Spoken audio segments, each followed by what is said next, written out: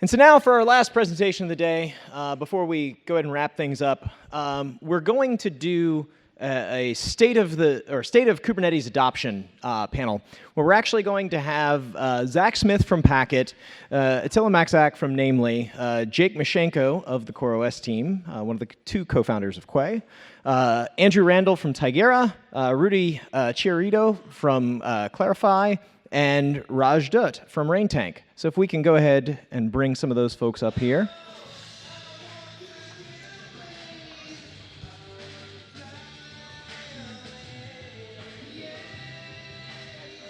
Watch out for the angle. And that. One more. Two. Welcome.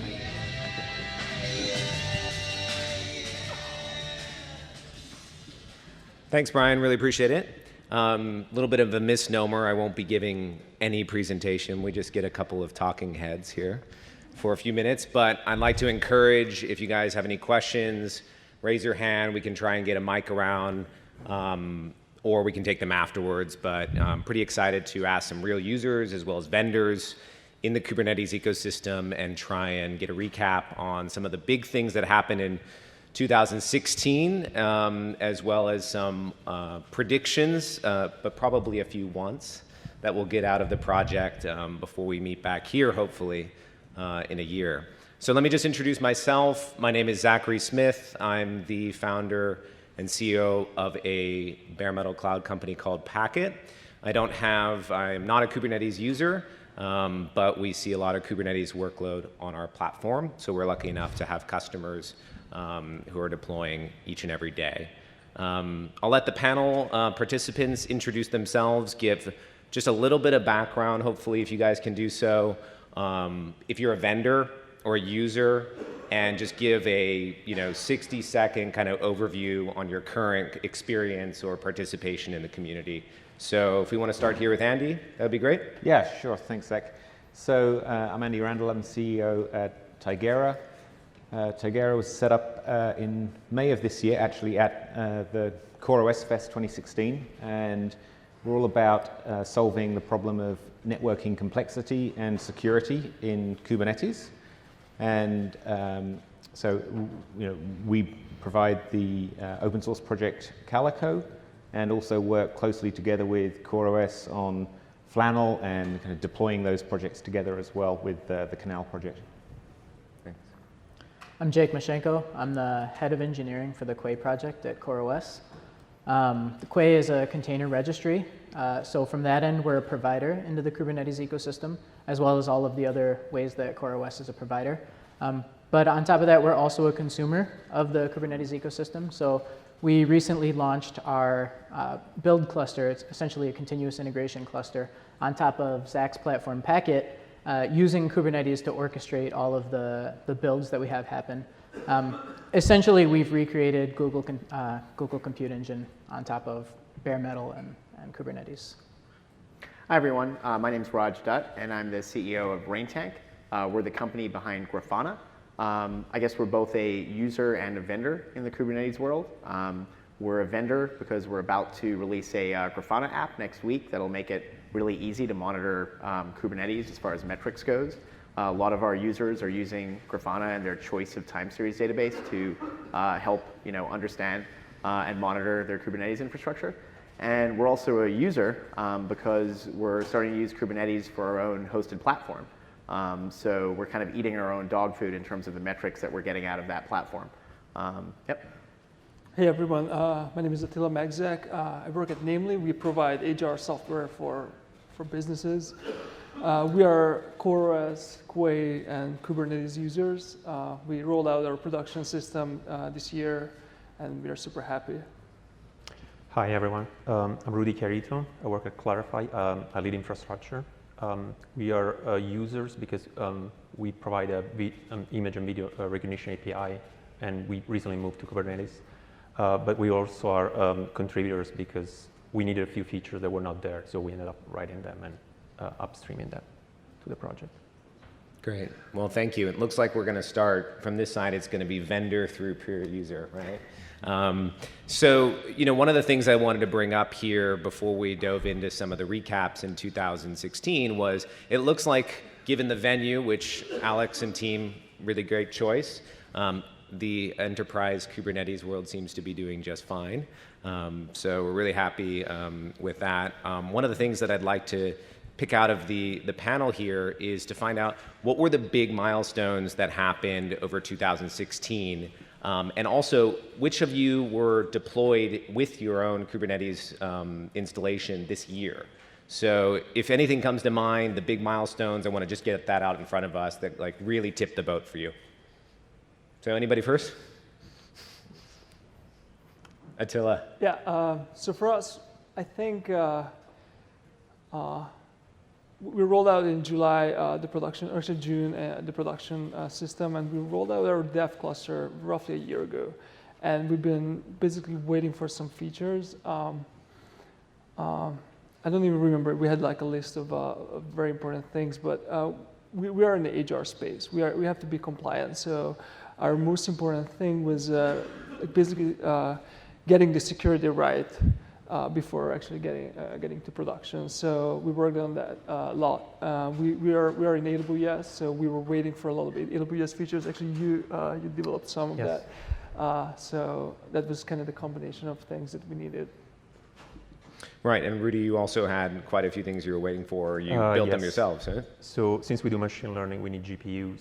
So I had to write a feature. So it was merged into version 1.4. So around July, we started migrating our workloads into Kubernetes. And in October, we migrated all of the API, the V1, the old API, as well as the new one onto Kubernetes. So it's been working well so far. Mm-hmm. So would you say that at least the maturity of the product was really what drove it, or that it was pure your sweat equity that got it to the point where you could use it? Let's just say that our CEO especially was waiting for the migration, because the old system we had was written when the company was just 4 people, maybe 5. Mm-hmm. So it was very slow to deploy and even to just make a minor change. So we knew that we could do much better with Kubernetes, and so there was this push to just do whatever it takes to move as quickly as possible. So a little bit of both. Raj, you're in the middle of a deployment right now. What caused you to finally choose Kubernetes as your platform of choice? Yeah, so we're in early days in our Kubernetes deployment. We're not in production yet. We've only been kind of deep into it for the last few months. We actually came from a more traditional kind of virtual machine based environment. And in terms of changes, since we haven't been using Kubernetes a long time, I don't really have a lot to comment on. I think the two big areas that we've seen are, we want to run some of our more stateful applications with Kubernetes. We've also seen issues with kind of network topology stuff, but we seem to be getting a lot of progress on both. I'd say that economics and kind of price performance were actually the 2 big drivers for us to move to Kubernetes or decide on it. So that just enabled you to have better economics overall in terms of total usage on a machine basis, or your provider choice, or? Basically, yeah. And as you know, we're using you guys for a lot of our workload stuff. So not all of it. Not all of it yet. Yeah, we can talk about that after the panel. But price as a service provider, price performance is really important to us. So okay. Yeah. I've heard network come up in some of our pre-conversations, so Jake, maybe you can tell us a little bit about what you guys did for Quay, and then I'm going to grill it into you, because it seems like there's a lot of gaps there.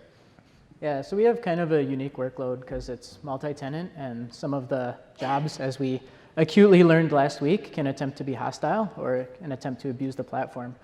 So as long as Kubernetes has had pods, we've been able to create our workload because we're running virtual machines.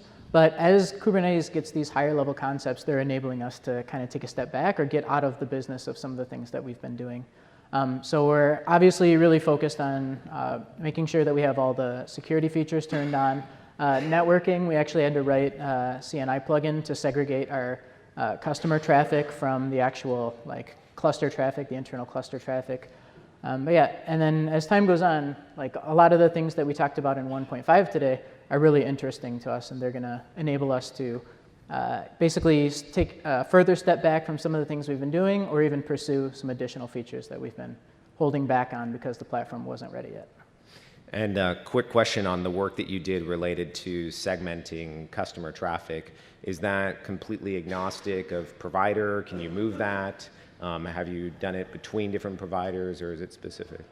Actually, I think it is specific to what you guys are doing at Packet with the bare metal machines. So it's a CNI plugin that essentially just creates isolated networks based per namespace. So we have a namespace that all of our customer jobs run in, and then that traffic is isolated. It only has routes to the actual internet.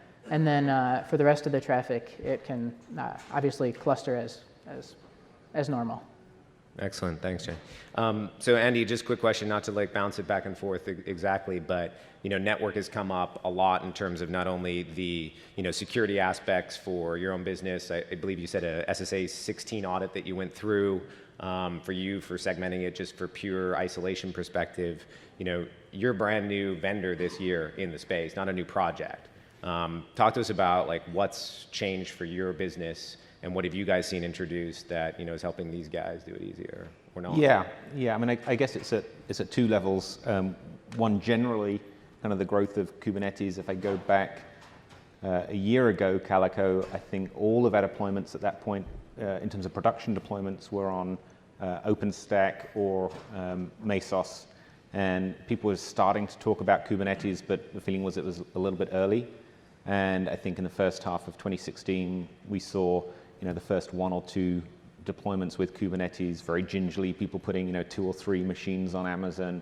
And now it's at the point where at the recent KubeCon, almost everyone who was coming up to talk to us was giving us stories about their production deployment with Calico that we'd never heard about before. So it's kind of gone from being very early tentative steps to just being a standard way now of deploying Kubernetes. So that's been a big evolution over the year.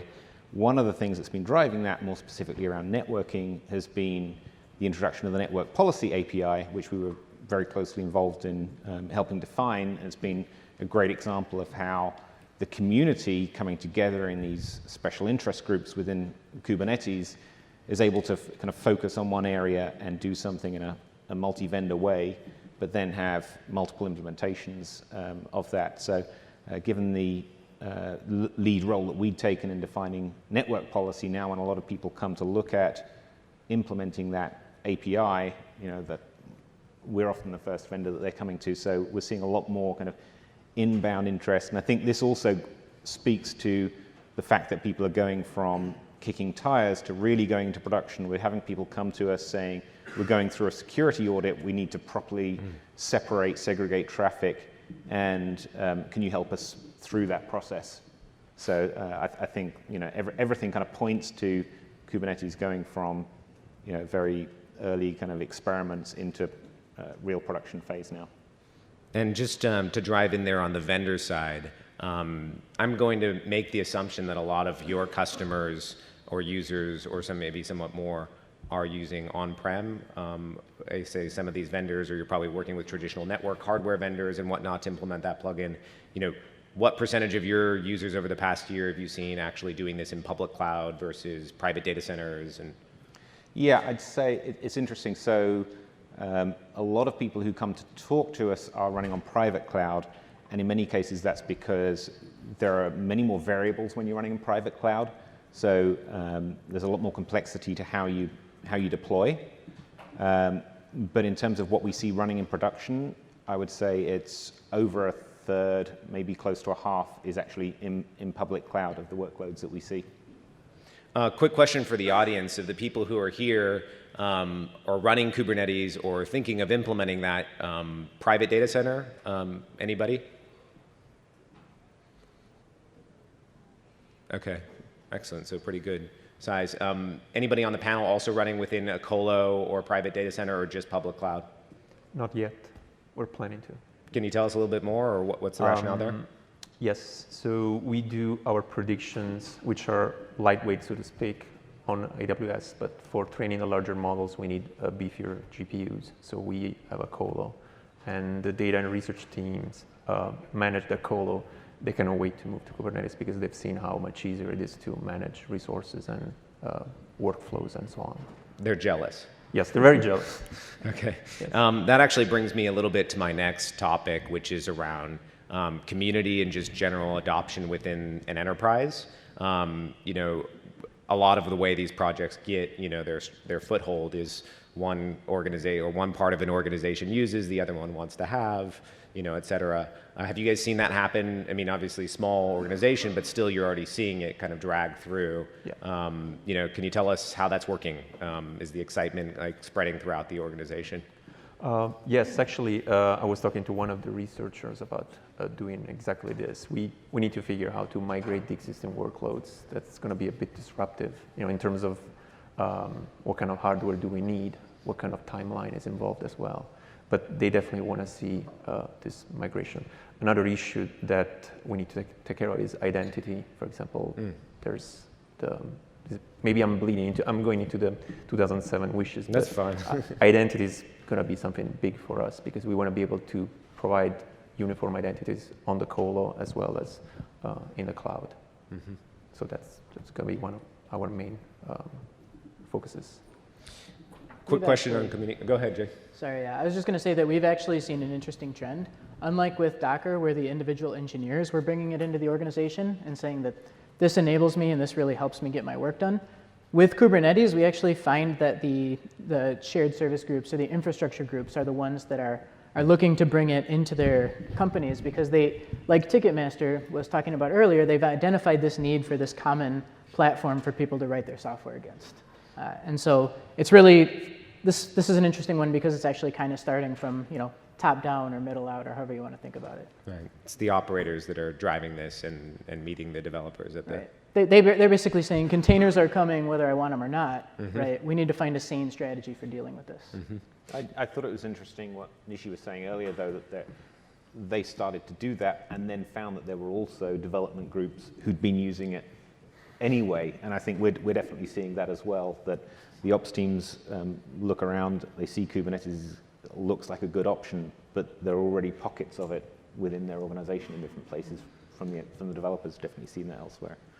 Yeah, I think the ops guys and the infrastructure guys actually, they've been burnt. So many, like they've known for a while that this transformation needs to happen. They've seen how the web guys are, eating glass and spitting out nails, and they've been going for, almost a decade. Like we want to get there. And I think certain other projects, I mean, I can name one obvious one, right? I mean, like OpenStack, I think, has been kind of disappointing for a lot of people, or there's been kind of a lot of half-baked implementations to kind of go after that need. And I think Kubernetes is actually, it's like the last hope in some ways, or it's like, the hope being reestablished for a lot of people, and this time it's Rail, maybe, right? So I don't think it's solving a new need, but it's solving the sort of the same need, and this time it actually has a chance of sticking. It may be kind of like a Goldilocks kind of thing where OpenStack came from the operations teams and the developers hated it, and Docker was embraced by the developers, but the ops teams hated it, and now we've got something that everyone's happy with. I think that's a great analogy. I think this is just right. Yep. Excellent. So community-wise, I think it's also worth noting, and then we'll go into some of our predictions and wants for the next year, which is CNCF was really only formed this year, right? So March, I think, or April, somebody can kind of correct me if I'm wrong. But from a community standpoint, we're relatively new here. We have somewhat of an established user base even before the community kind of had gelled itself. So any feedback or comments? Are you guys participating in CNCF? To what degree? Is this a good thing or bad thing for Kubernetes?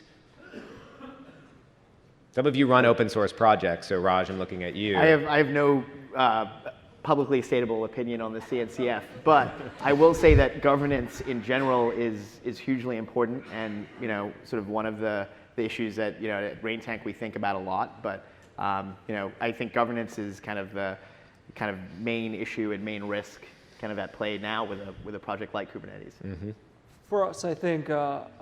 So CNCF can help documentation. Like they're driving documentation for every project. I think they have a 20,000 bucket per year for every project, and for us that's very important. developers have to be able to learn these projects easily. So for Kubernetes, I think this is going to be very important.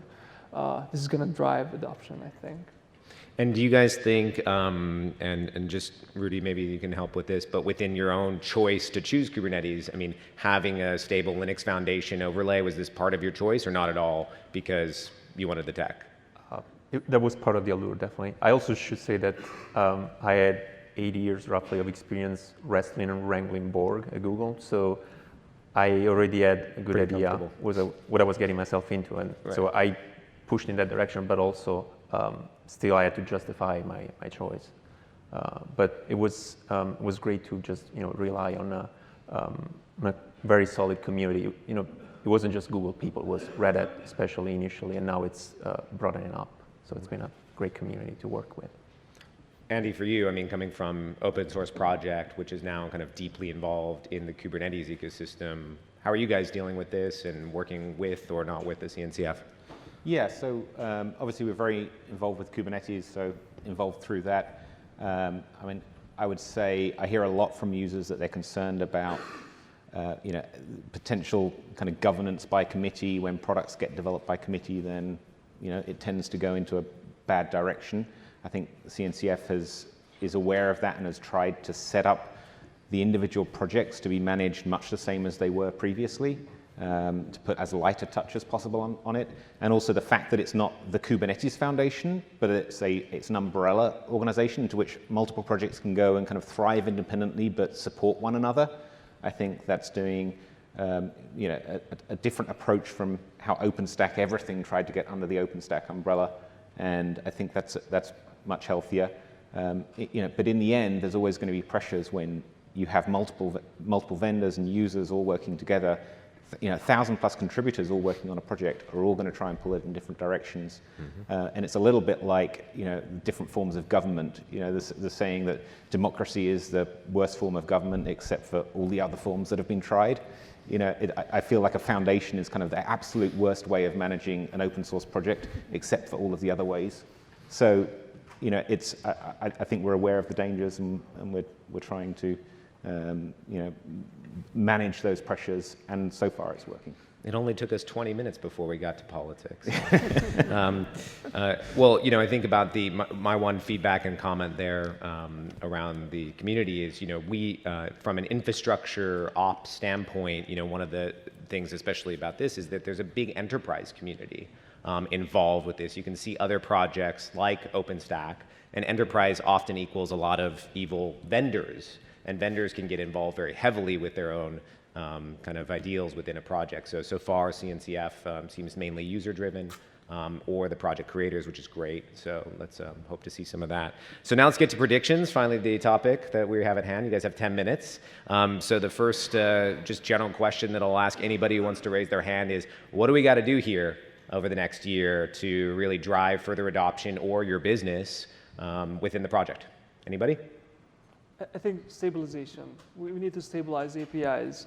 When I tell a payroll dev team that, hey guys, here's a job, batch job feature in Kubernetes, but it's alpha, they're worried that there's going to be like some pitfalls, or the whole API will change. So next year, I think Kubernetes has to become very stable. And is that due to release cycle or just it's just pure the feeling, backwards compatibility? Yeah. Okay, stability. So stability, that's the hope. Anything else? For us, also Windows support. We have some parts of the application written in .NET, and we just need Windows support. Security becomes #1 issue, or persistence? Nobody has a, you don't care. I think from a community perspective, in terms of code development, sure, testing, scalability, or stability, all of those things is good, but I think we need to do a lot better job in terms of documenting the success stories, the deployment models, the reference architectures, the kind of things that we're hearing in this room and that give us all a great sense of confidence about where things are at, I don't think are generally understood. And so I think the the CNCF roadshow that's coming up, doing training in regional areas, and just general education in marketing investment by CNCF is going to be hugely important over the next year. Telling the success stories. Telling the success stories, because they're out there. Right. Well, 2016 represented a huge number of success stories, it looks like, at least from the panel. So let's go shout it. Let's go shout it out, right? Rudy, you had something on that as well? Yes. So actually, there are features in Kubernetes that have been developed over the past year or two that are catering to legacy applications just to run them unmodified. So it would be great to have more expertise shared on how to make application more cloud native, which is going back to the cloud native foundation. I don't think there's enough of that out there, and we probably need more. For example, how to deal with the control flows, how to deal with the backends getting overloaded, and how does software live within the Kubernetes environment, and also learn more about what's happening in the cluster and in the federation, for example, stuff like that. Best practices, basically.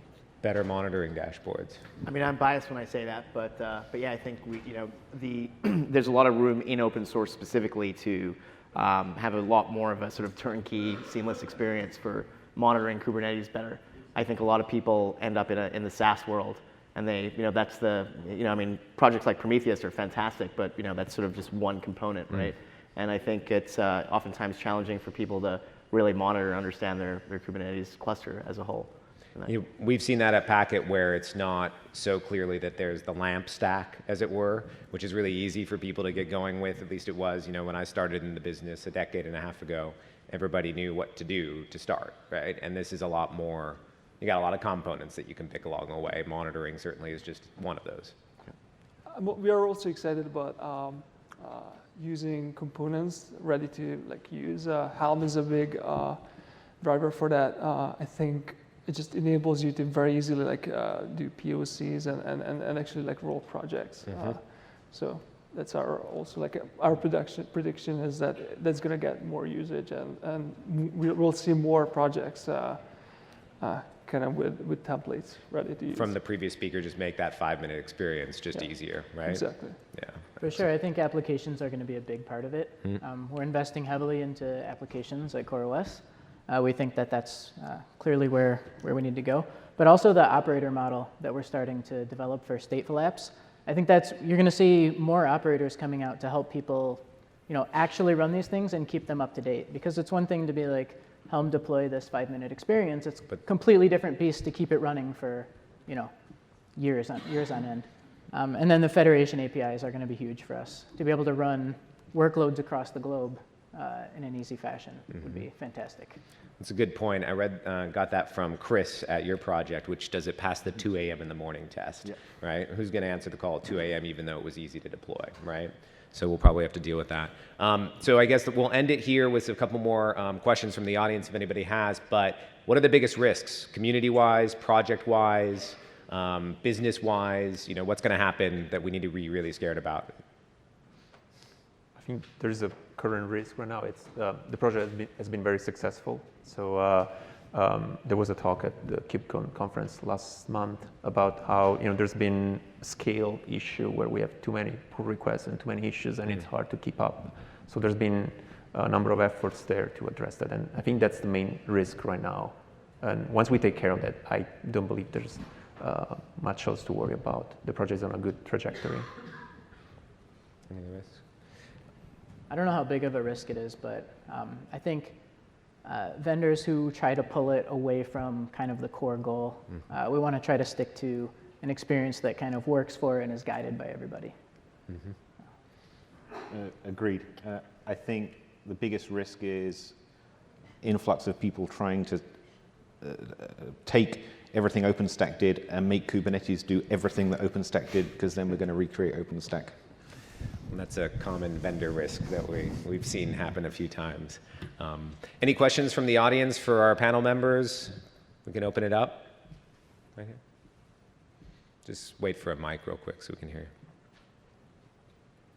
So I have a specific question on any challenges or things that you learned regarding deploying multi-tenancy over Kubernetes. Was that for me? It's open question to anybody. So I don't think anybody else talked about running a multi-tenant stack, but we are running basically virtual machines inside of Kubernetes jobs. So that's how we handled the multi-tenancy aspect. I think once we get the security all the way wired through with user namespaces and the networking gets there where we can assume that everything is going to be as secure as we've specified it, then hopefully the need for virtual machines inside of Kubernetes goes down. We have customers deploying multi-tenant applications using Calico network policy to separate the traffic between them. So it's certainly possible. Any other questions?